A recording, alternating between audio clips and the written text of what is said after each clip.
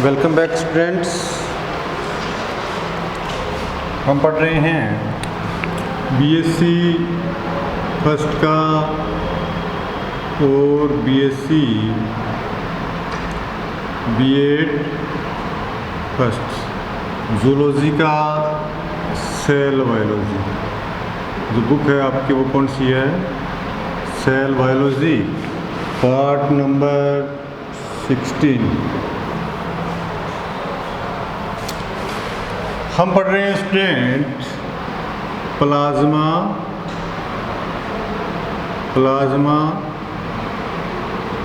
Membrane. और plasma membrane में हम पढ़ रहे हैं इसका जो प्लाज्मा मेम्ब्रेन में अणुओं का या पदार्थों का ट्रांसपोर्टेशन होता है, ट्रांसपोर्ट मेथड, यानी कि इसमें किस प्रकार से ट्रांसपोर्टेशन होता है। हमने इसमें पढ़ लिया था, पारगम्यता के बारे में पढ़ लिया था, कितने टाइप की होती है, डिफ्यूजन पढ़ लिया था, क्या होता है डिफ्यूजन, और अनएक्टिव ट्रांसपोर्टेशन पढ़ लिया था। अब आपका जो नेक्स्ट पॉइंट है वो नेक्स्ट पॉइंट आपका ट्रांसपोर्टेशन के अंदर क्या है? नेक्स्ट पॉइंट की हम बात करते हैं कि अनएक्टिव ट्रांसपोर्टेशन के बाद जो नेक्स्ट पॉइंट आपका आता है वो आपका है फैसिलिटेड ट्रांसपोर्ट। क्या आता है? फैसिलिटेड ट्रांसपोर्टेशन, यानी कि इसे हिंदी में क्या बोलते हैं? इसे कहते हैं सूत्रण विसरण। यानी कि ये एक प्रकार का है तो निष्क्रिय ट्रांसपोर्टेशन। लेकिन इसमें क्या होता है कि इसमें जो अणु होते हैं वो प्लाज्मा मेम्ब्रेन के पार करते हैं, तो वो किसी वाहक अणु के साथ जुड़कर प्लाज्मा मेम्ब्रेन को क्या कर लेते हैं? पार कर लेते हैं। यानी कि इसमें जो ट्रांसपोर्टेशन होता है वो किसी वाहक अणु आदि की सहायता से होता है। यानी कि इसमें क्या होता है कि प्लाज्मा मेम्ब्रेन में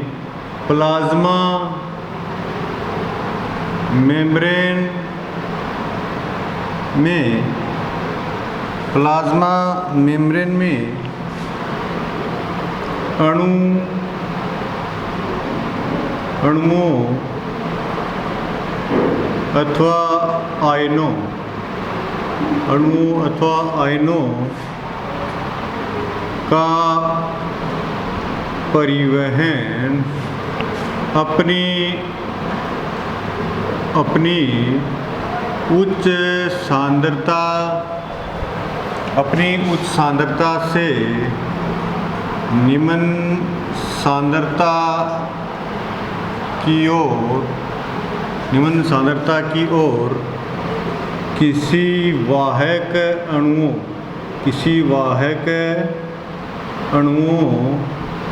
की सहायता से होता है। किसी वाहक अणुओं की सहायता से होता है।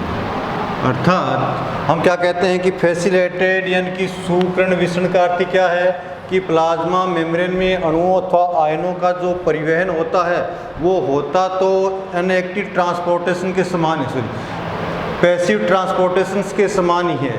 यानी कि उच्च सांद्रता से निम्न सांद्रता की ओर अणु गमन करेंगे, लेकिन वो अणु सीधे गमन न करके तो किसकी सहायता से करेंगे? वो किसी वाहक अणुओं के साथ जुड़कर कोशिका झिल्ली को आर पार करेंगे। अर्थात ये एक प्रकार का क्या है? ये एक प्रकार का विशिष्ट क्या है?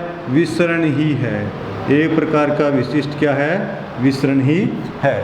तो ये आपका फैसिलिटेटेड ट्रांसपोर्टेशन था। अब नेक्स्ट जो प्रकार है ट्रांसपोर्टेशन का वो क्या है?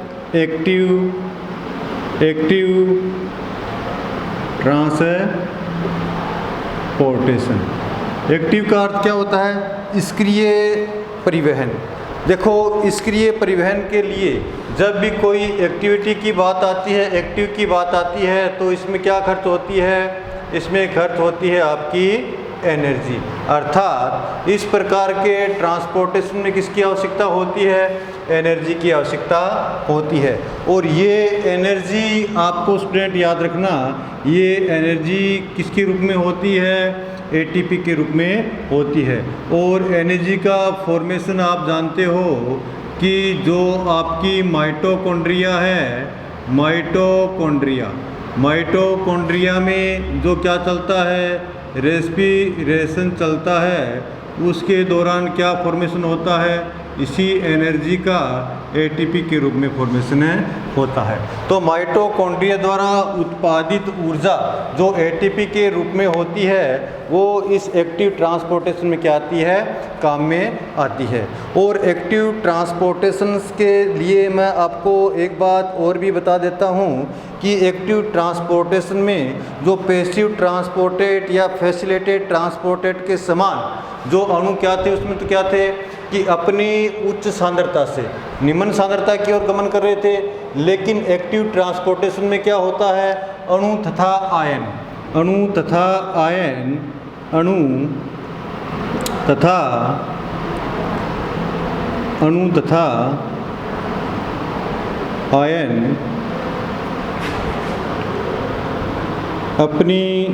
अपनी निम्न सांद्रता से कहाँ गमन करते हैं? उच्च सांद्रता की ओर गमन करते हैं। और इनके गमन के लिए भी किसकी आवश्यकता होगी? किसी ग्राही या रिसेप्टर या वाहक अणुओं की आवश्यकता होती है। और ये जो वाहक अणु होते हैं ये प्लाज्मा मेम्ब्रेन के ही क्या होते हैं? घटक होते हैं जो इन अणुओं को क्या करते हैं? परिवहन करने का कार्य करते हैं। अर्थात इन्हें ट्रांसपोर्टेंट मॉलिक्यूल्स कहा जाता है। और ये अणु क्या हो सकते हैं? प्रोटीन के हो सकते हैं, लिपिड के वाहक अणु हो सकते हैं, या कोई एंजाइम वाहक अणु की तरह कार्य कर सकता है। अब देखिए स्टूडेंट्स कि जो इसमें आयन तथा अणु अपनी निम्न सांद्रता से कैसे जा रहे हैं? उच्च सांद्रता की ओर जा रहे हैं। यानी कि अणुओं की सांद्रता इधर क्या है? ज़्यादा है, इधर क्या है? कम है। तो ये अणु इसमें क्या करते हैं कि अपनी निम्न सांद्रता से उच्च सांद्रता की ओर जाते हैं। यानी कि सांद्रता प्रवणता, इसे क्या बोलेंगे? सांद्रता प्रवणता के विपरीत गमन करते हैं। सांद्रता प्रवणता के विपरीत गमन करते हैं। तो इसमें देखिए कि जब आयन इधर से इधर आएगा तो इन आयनों के द्वारा क्या किया जाएगा? एक प्रेशर क्रिएट किया जाएगा, नहीं किया जाएगा? एक प्रेशर जो क्रिएट होता है वो प्रेशर क्या करता है? वो प्रेशर इन अणुओं को इस मेम्ब्रेन से इधर आने से क्या करेगा? रोकेगा या नहीं रोकेगा? जब ये प्रेशर इन अणुओं को कोशिका झिल्ली से इस तरफ आने पर रोकेगा तो इस प्रेशर के विपरीत इन्हें क्या करना पड़ेगा? विशेष प्रकार क्या बल लगाना पड़ेगा या नहीं लगाना पड़ेगा? और बल लगाने के लिए किसकी आवश्यकता होगी? एनर्जी की आवश्यकता होगी। यानी कि यहाँ पर ये अणुओं के द्वारा क्या जो एनर्जी क्या हो जाती है? एनर्जी के द्वारा ये अणु इस प्रेशर के प्रभाव को क्या कर देते हैं? इन अणुओं के प्रेशर के प्रभाव क्या कर देते हैं? उदासीन कर देते हैं। और ये अणु क्या हो जाएंगे? इस प्लाज्मा मेम्ब्रेन को पार कर जाएंगे। इस प्रकार के अणु देखिए, इस प्रकार के अणु हम जानते हैं कि जो प्लाज्मा मेम्ब्रेन होती है, प्लाज्मा मेम्ब्रेन के ऊपर क्या होता है? प्लाज्मा मेम्ब्रेन के ऊपर एक विभव प्रवणता बनी रहती। क्या बनी रहती है? विभव प्रवणता बनी रहती है। विभव प्रवणता बनी रहती है। और विभव प्रवणता का अर्थ क्या है कि यहाँ पर क्या है? इसके बाहर सोडियम और क्लोराइड के आयन होते हैं, जबकि अंदर क्या होते हैं? पोटेशियम के आयन होते हैं। अब देखिए ये विभव प्रवणता बनाने के लिए क्या होगा कि सोडियम के आयन ज़्यादा मात्रा में बाहर रहने चाहिए, पोटेशियम के आयन ज़्यादा मात्रा में अंदर रहने चाहिए। इसका अर्थ है कि यहाँ पर कोई सोडियम के आयन हैं तो उनको क्या करना पड़ेगा? बाहर की ओर मुँह कराना पड़ेगा, नहीं कराना पड़ेगा? यह बाहर की तरफ क्या है? कोई पोटेशियम आयन है तो इन्हें क्या करना पड़ेगा? अंदर की ओर मुँह कराना पड़ेगा। और स्टूडेंट हम देखिए, हम जानते हैं कि ये सोडियम आयन जब अंदर से बाहर जाएगा तो यहाँ पर सोडियम की सांद्रता पहले से भी क्या है, ज़्यादा है। तो ये ज़्यादा सांद्रता क्या करेगी, इस सोडियम आयन के लिए एक प्रेशर क्रिएट करेगी, यानी कि सोडियम आयन को बाहर नहीं आने देगी। उसी प्रकार पोटेशियम आयन के लिए देखते हैं तो पोटेशियम आयन की सांद्रता ज़्यादा है, लेकिन इस विभव प्रवणता को बनाए रखने के लिए बाहरी जो पोटेशियम आयन है उनको भी अंदर लाना होता है। इसलिए क्या होगा, यहाँ पर भी एक प्रेशर क्रिएट करेगा। तो इस प्रेशर के प्रभाव को क्या करना है, उदासीन करना है। तो उदासीन करने के लिए किसकी आवश्यकता होती है, एटीपी की आवश्यकता होती है। और ये एटीपी ही क्या करती है, एटीपी खर्च करके और अणुओं को अंदर और बाहर की ओर कर देती है। तो इस प्रकार के ट्रांसपोर्टेशन जिसमें क्या खर्च होती है, ऊर्जा खर्च होती है, उसे हम एक्टिव ट्रांसपोर्टेशन कहा जाता है। और एक्टिव ट्रांसपोर्टेशन में जो वाहक अणु होते हैं वो प्रोटीन के हो सकते हैं, आपके लिपिड के हो सकते हैं, या कोई एंजाइम हो सकता है। जिस प्रकार से जो सोडियम आयन का वहन करने वाले जो एंजाइम होते हैं वो आपकी इस झिल्ली में पाए जाते हैं, उनका नाम क्या है, उनका नाम एक एंजाइम है मैग्नीशियम एटीपीएज। क्या नाम है, मैग्नीशियम एटीपीएज एंजाइम।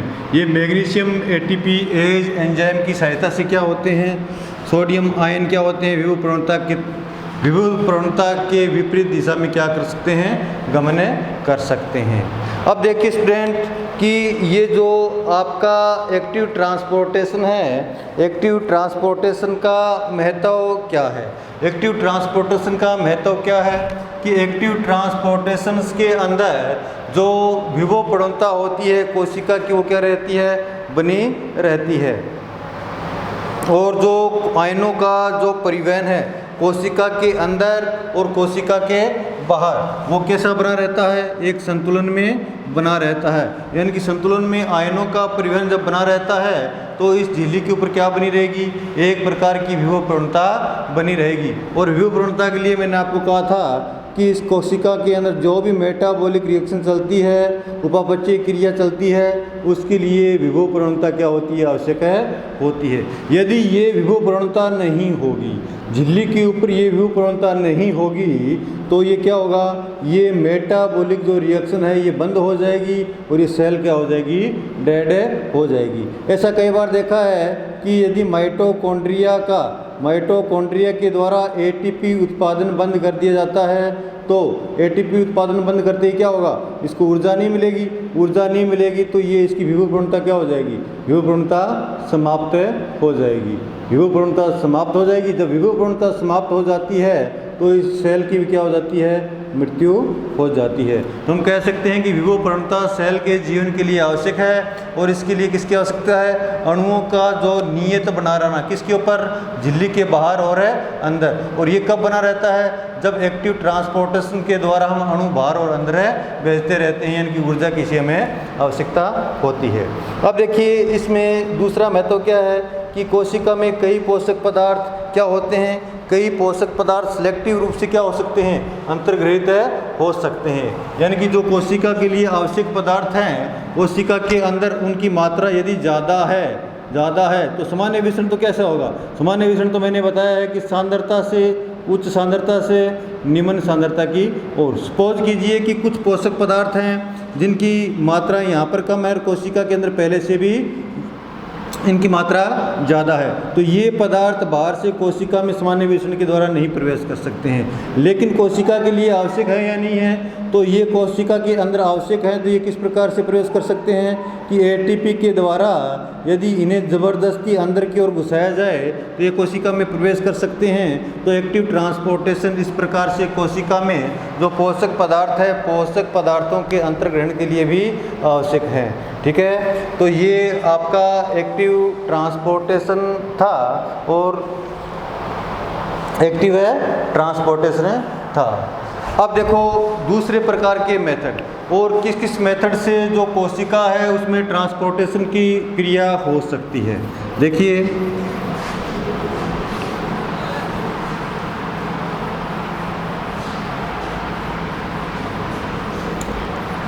दूसरे प्रकार की मेथड की हम बात करते हैं तो ये आपका को ट्रांसपोर्टेशन। एक और आता है, क्या आता है, को ट्रांसपोर्टेशन।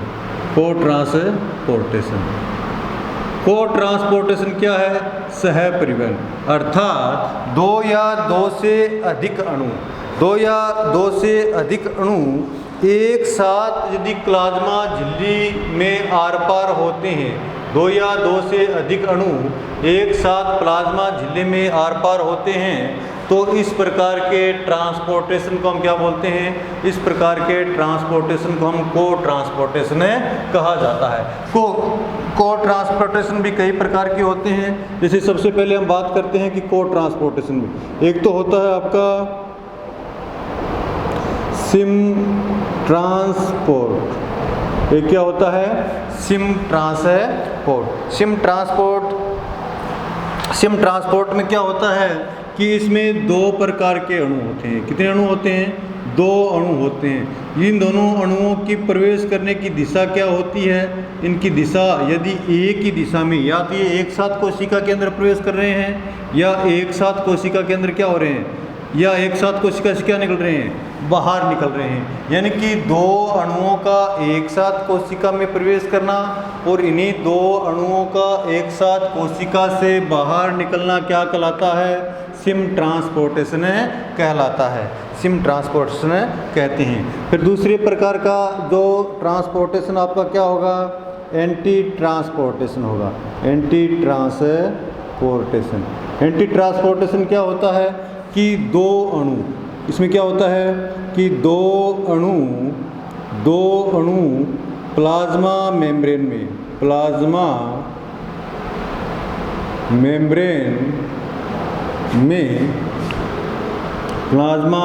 में एक साथ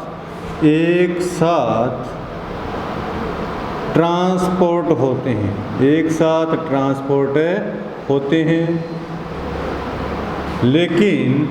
लेकिन क्या होता है? लेकिन इन दोनों अणुओं की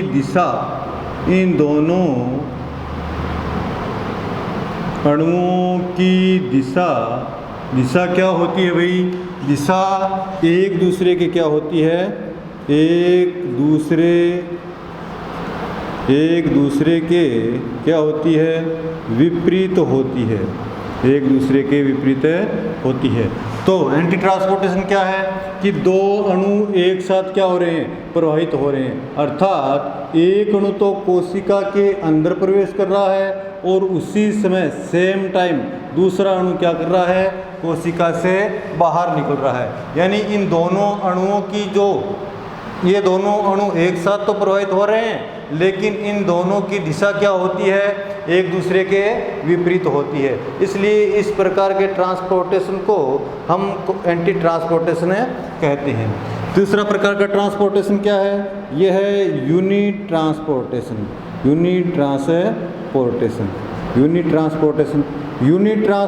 क्या है? दो या दो से अधिक अणु एक साथ प्रवाहित होते हैं, लेकिन उनके प्रभावित होने का प्रभाव एक दूसरे अणु पर प्रभाव नहीं पड़ता है। यानी कि ये स्वतंत्र रूप से बिना किसी दूसरे अणु को प्रभावित किए हुए कोशिका झिल्ली को पार करके अंदर और बाहर होते रहते हैं। यानी कि स्वतंत्र रूप से यदि कोशिका झिल्ली के आर पार जाते हैं, तो इस प्रकार के अणुओं को ट्रांसपोर्टेशन को हम क्या बोलते हैं? इसे हम यूनिट ट्रांसपोर्टेशन कहा जाता है। तो ये आपका ट्रांसपोर्टेशन का दूसरा एक और मेथड था, जिसमें 3 टाइप है: सिम ट्रांसपोर्टेशन, एंटी ट्रांसपोर्टेशन और यूनिट ट्रांसपोर्टेशन। ठीक है।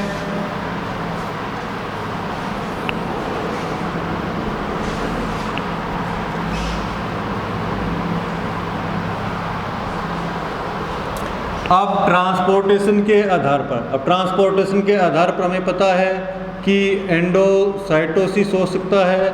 एंडोसाइटोसिस यदि पदार्थ अंदर जाता है और बाहर निकलता है तो एक्सोसाइटोसिस कहा जाता है। अब देखिए ट्रांसपोर्टेशन और किस प्रकार से हो सकता है। अब देखिए, यदि पदार्थ ट्रांसपोर्टेशन के द्वारा एंडोसाइटोसिस अंदर जाते हैं। तो अंदर जाने की प्रक्रिया, अंदर जाने की प्रक्रिया देखो, अंदर जाने की प्रक्रिया के अंदर हमें पता है कि कुछ पदार्थ ऐसे होते हैं जो झिल्ली को आर पार नहीं कर सकते हैं और कुछ पदार्थ ऐसे होते हैं जो झिल्ली को आर पार कर जाते हैं। जो पदार्थ झिल्ली को आर पार नहीं कर पाते हैं तो वो पदार्थ क्या होंगे, या तो किसी प्रोटीन के साथ, या तो किसी प्रोटीन के साथ या किसी लिपिड अणुओं के साथ।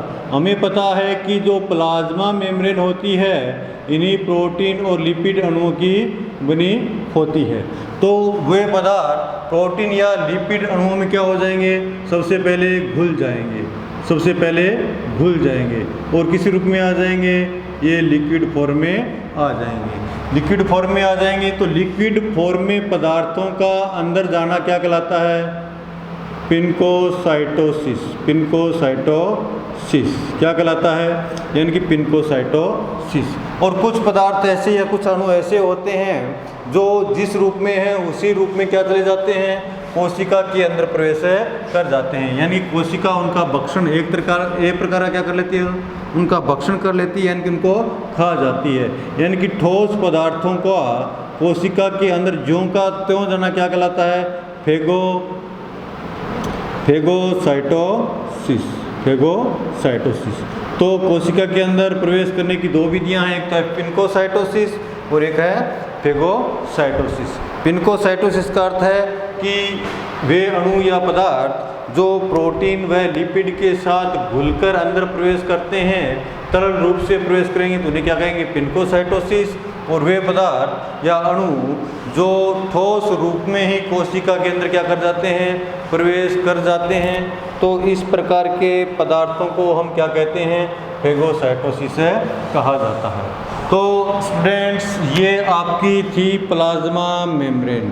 प्लाज्मा मेम्ब्रेन के बारे में हमने इसकी केमिकल कंपोजिशन पढ़ लिया है, इसकी संरचना के जो मॉडल है मॉडल के बारे में पढ़ लिया है, और प्लाज्मा मेम्ब्रेन के अंदर किस प्रकार का ट्रांसपोर्टेशन होता है, किस प्रकार का आवागमन या परिवहन होता है वो मेथड पढ़ लिए हैं। यानी प्रासरण, विसरण, पैसिव, एक्टिव, फैसिलिटेटेड सभी प्रकार के विसरण इन ट्रांसपोर्टेशंस की बातें कर ली है। और जो पदार्थों का अंदर जाना, तरल रूप से जाना तो पिनकोसाइटोसिस, ठोस रूप से जाना फेगोसाइटोसिस। तो ये आपकी प्लाज्मा मेम्ब्रेन का टॉपिक यहाँ ख़त्म होता है।